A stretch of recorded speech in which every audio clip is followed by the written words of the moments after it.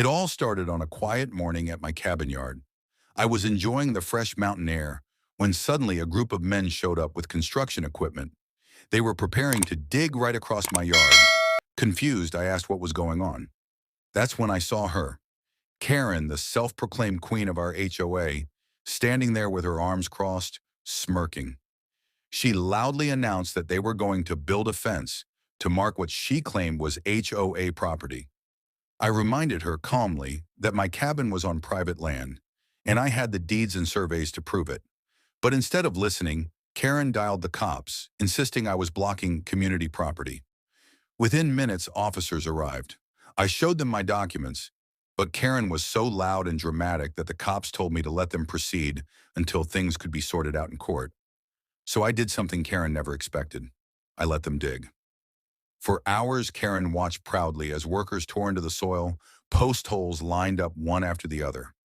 She thought she was winning, but I already knew something she didn't. My cabin sits right above an underground water channel, one that only a local survey would reveal. I stayed quiet, sipping my coffee on the porch as they kept digging deeper. Then it happened. The workers struck the channel, and suddenly water began flooding out of the ground. Dirt turned into mud, trenches filled with water, and the equipment nearly sank.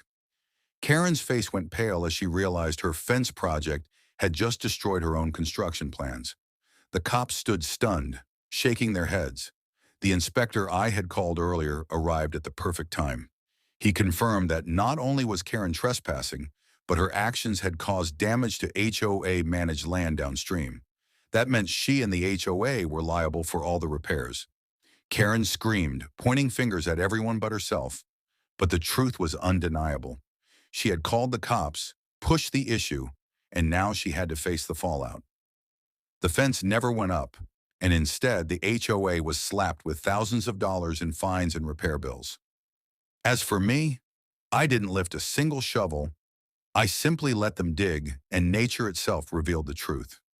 Karen never tried to mess with my property again, because this time, her arrogance flooded out along with the yard.